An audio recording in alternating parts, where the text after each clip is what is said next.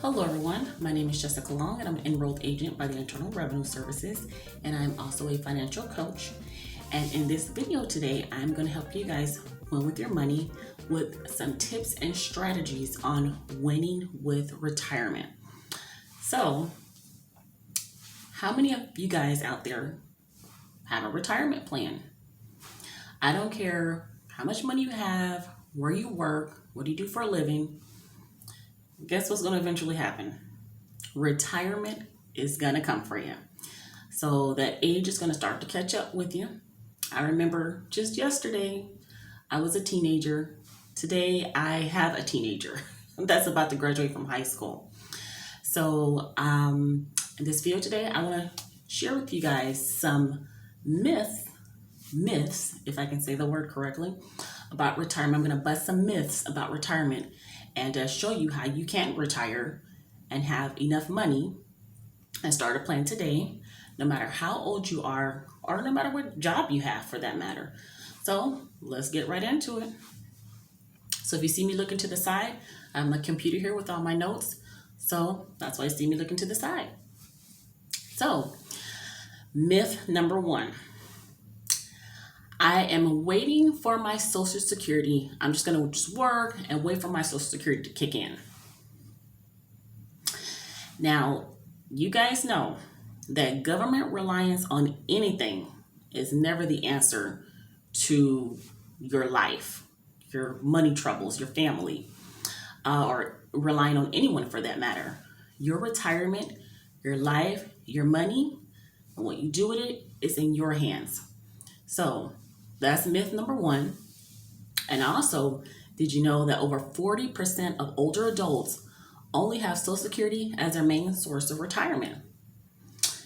We all know somebody out there, again, that has worked a job for years, they're getting near retirement, and they just keep making this same statement to you.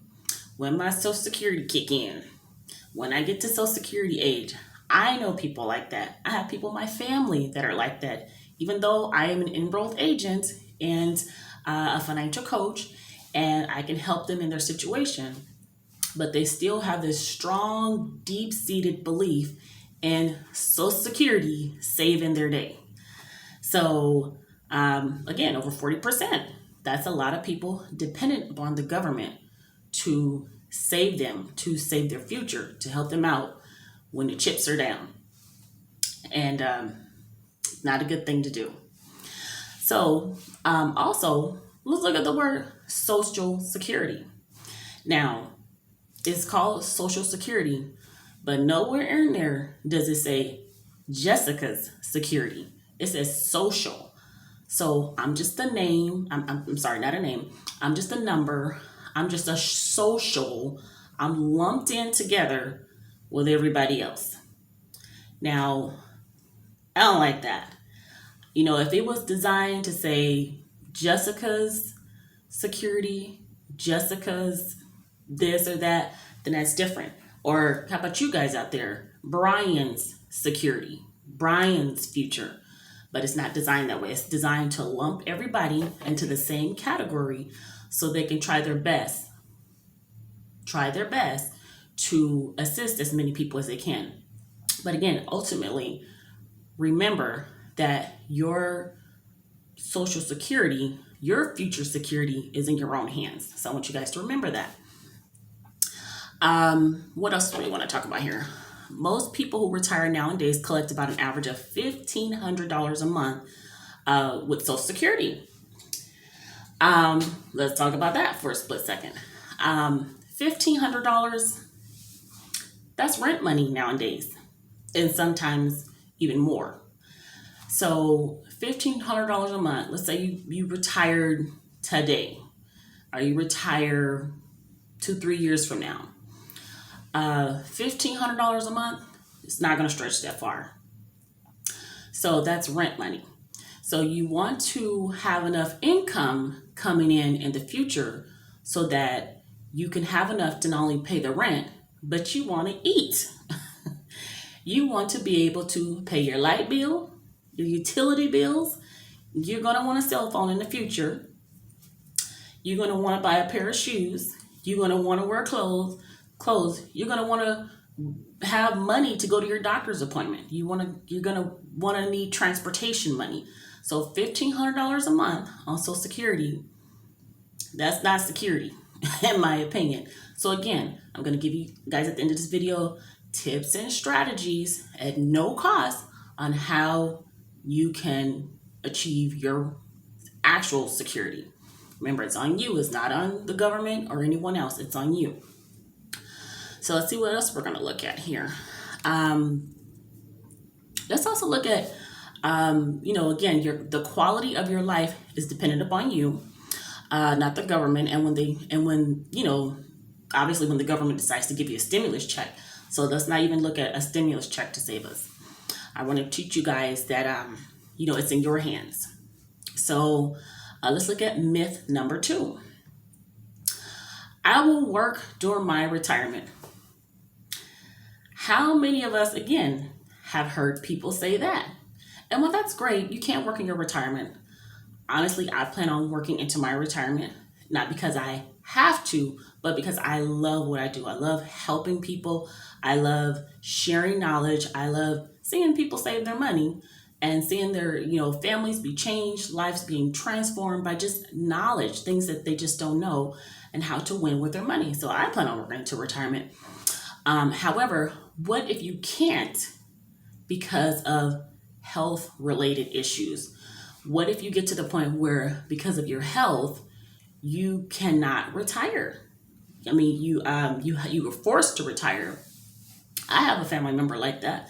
This person worked at the airport for many, many years and still wanted to continue to work in retirement, but had to stop working because, working at the airport, you're standing on your feet for hours on end, sometimes overtime. It is the airport. And this family member, after years and years and years of being on their feet, completely destroyed their feet. So the doctor literally had to tell them, you can't work no more. I mean, the problem with their feet got so bad, they had to have surgery, and then that was all she wrote. So what if you can't retire because of health issues? What if you are married and need to take care of a spouse in your older age? So that is something to consider with your retirement as well. So another an example I want to give, this is a real life example. I worked at this job before, and unfortunately, I actually just started working at this job, and there was a new lady. My boss informed us there was going to be a new lady coming into work, but she technically wasn't new. She had worked at this job, I believe, maybe 18 years, something along those lines. However, she was coming back to work because she had no money, and so she was struggling during her retirement. Now, hold on. That's not all. The whole issue with her coming back to work was the fact that this lady now had cancer, and she was 75 years old, and she needed the money, medical bills, rent, food, and she was a single gal. So she wasn't married, she had no kids, nothing like that. And oddly enough, working at this job that I worked at, the company actually had a 401k plan, a matching plan that she just never looked into. Never bothered, after all those years, never even looked into, never found out about it. All those years, she could have been saving for retirement with a match from her employer. So she had to come back to work, and with cancer at 75 years old, to try to earn money for her, the position that she was in at that time. So she actually ended up coming back to work. She quit within 2 weeks. Obviously she had cancer. She was in a lot of pain. It was pretty difficult to be on her feet all day. She eventually had to quit. So it was a pretty tough situation. My heart completely broke for her. And again, that's why I'm here, because things like that really got to me. And I'm like, there's got to be a way that, I started thinking about my own life. I'm not getting any younger.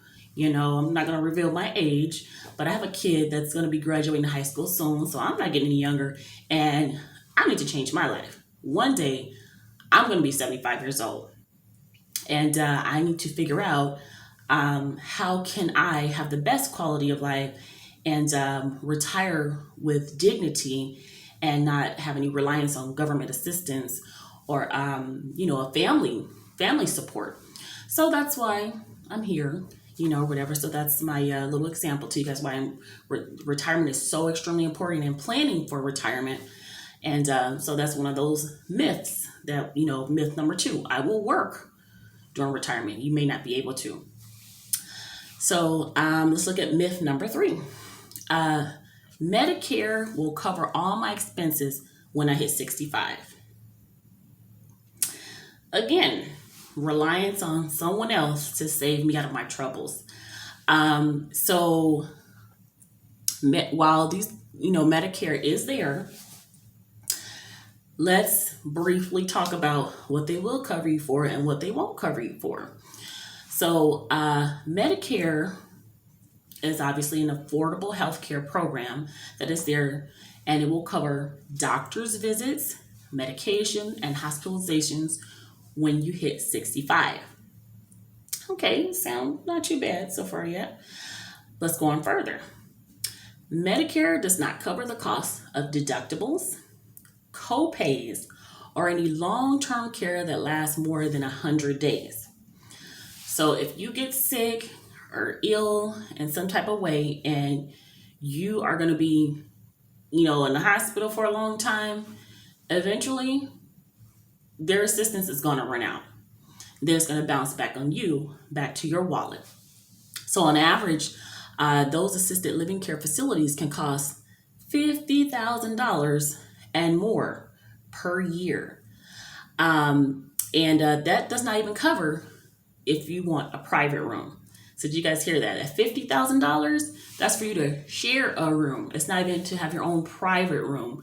Especially when you're ill and you're trying to recover from some situation, you don't want all these people, other family members from the other person in that room coming in your room, and you're in pain and you want your privacy, things like that. I remember when I had my daughter, my second daughter, and I had a C-section, I wanted that privacy to recover. I was in a lot of pain, and I wanted to spend time with my family, my new baby, without having all these people in my room. And luckily, I was able to do that.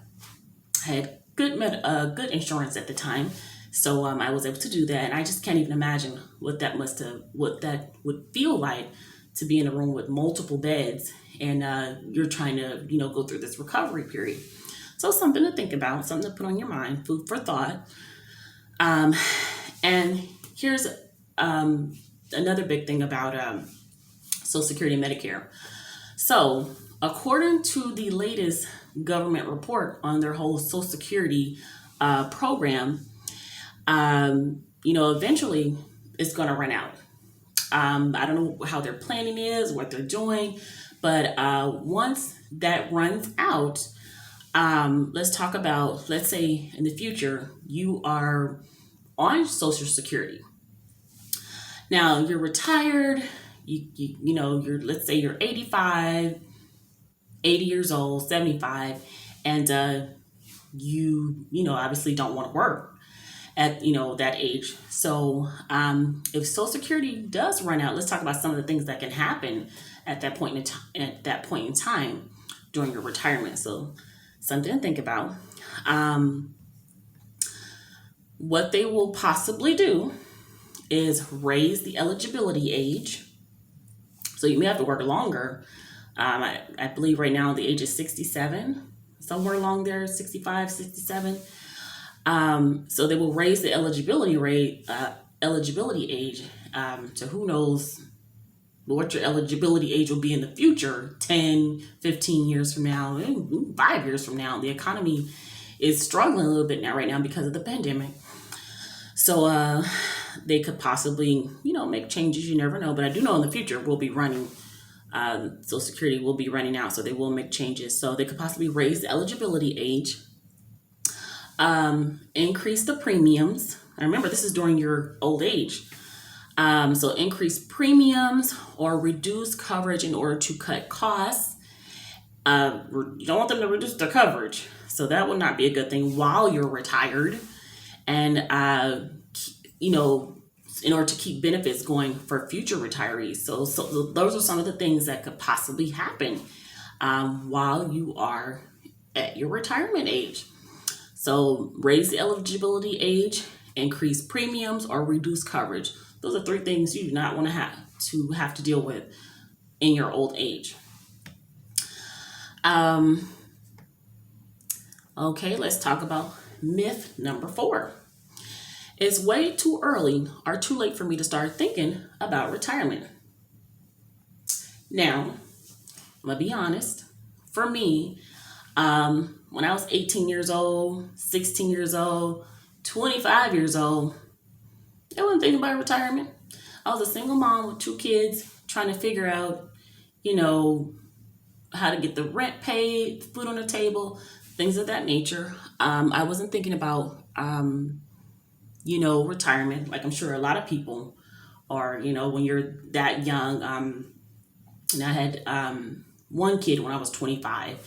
So I had my second daughter when I was 27. So, in your 20s, you're not thinking about retirement too much. You're like, oh, I'm young, I just got to pay the rent today, I'm trying to pay the bills today, trying to live and survive today. But guess what? My daughter is now about to be graduating high school soon, and retirement is a reality. That reality will eventually set in for you. So, however, again, I'm an enrolled agent now and a financial coach. So that situation in my life has been taken care of. And for you guys out there, trying to help you guys take care of that situation as well. So you may have missed out on some years, but you're healthy and you're alive and breathing today. And as long as you're able-bodied, you still have a chance to salvage your retirement. So what all that means there is, the way I look at it is, if you're able-bodied, even if you're in your 40s and your 50s, I'm going to show you guys a way that you can still have a great retirement, come out on top, even though you are just now getting into the groove of saving for retirement, and you've missed all those years of saving. So let's look at some examples. Here comes the thing you guys been waiting for. What are those strategies, those tips? How can you save for retirement? So let's do an example. Let's say you are 40 years old and you make about $4,000 a month. And let's say you save 15% of your income every month in a savings account or in a 401k with your job, and they are invested into some type of mutual fund or something like that your employer has set up.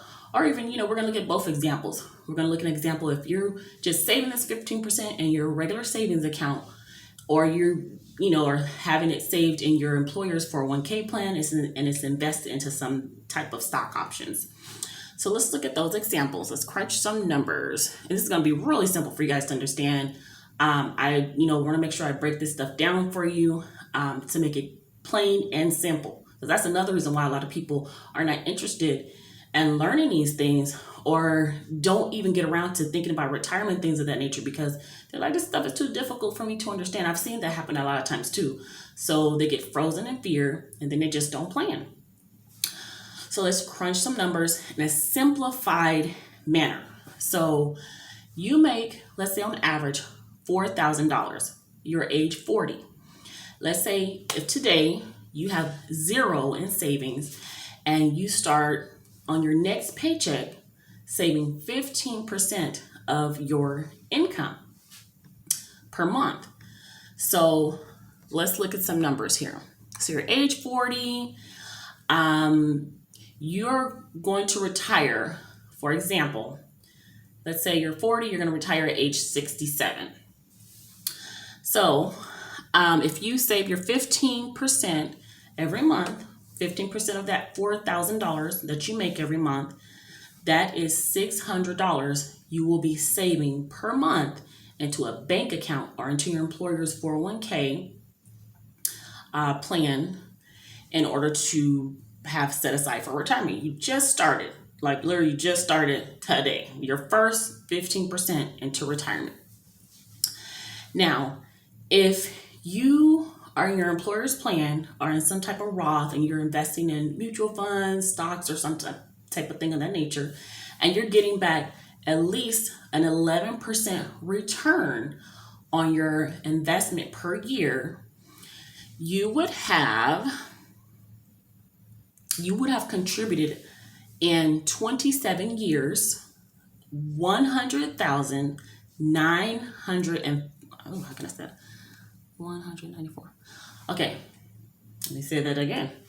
You would have contributed $194,400 of your money into a savings account or your employer's plan. You would have saved that on your own. Now let's look at the rate of return growth. So if it had been invested in some type of return, stocks or mutual funds, your employer's plan, whatever they have going, you have grown your $194,000 that you saved into you would get an additional $998,834. Isn't that great? So altogether, with your actual savings, the part that you saved, the $194,400, and then the growth, $998,834, all together, you would have $1.1 million. And remember, you started late. You started when you were 40 years old, and you saved this money until you were 67 years old. So 1.1 million. Knowledge is power. And you started late. So let's look at another example. Let's start even later. Let's say that, let's pull up my screen here. Let's say that you're 50 years old. So you're really starting late. You're 50 years old. And you're going to save your money, again, into some type of savings account or into your employer options plan or whatever, with some type of investment, like into a mutual fund, stocks, or whatever, from age 50 to age 67. So you're starting really late, 50 years old. And since you are starting late, let's put a little bit extra in there. So instead of 15%, you're going to put in 25%. Okay. So let's say you're going to get an annual return of at least 11% on your saving your money and investing through your employer's plan. So in 17 years, you would have personally saved from your own money $204,000. $204,000. Now, let's look at the growth, the 11% growth on that money. So if you had invested into some type of mutual fund, stocks, or whatever with your employer, or on your own in a Roth, IRA, whatever, you would have gotten, the growth would be off of 11%, would be $388,719. Over $300,000. So again, you contributed $204,000. That's half of a conservative house. So you have a house, you're in California, your house costs $500,000. You saved in 17 years on your own $204,000, and you started at age 50. And the growth is $388,719 for a grand total of $592,719. So in example 2, you started at age 50, and by age 67, all together, with your contribution and with the growth, you would have $500,000. Now you started a little bit later, so you won't have $1 million unless you contribute more, but you'll have $500,000. But think about it. Remember we talked about, everybody's talking about, oh, I'm just gonna wait for my Social Security to kick in. I'm gonna wait for this. I'm gonna get my Medicare, things of that nature. If you start at 50, you will have $500,000. Think it's doable? I think so.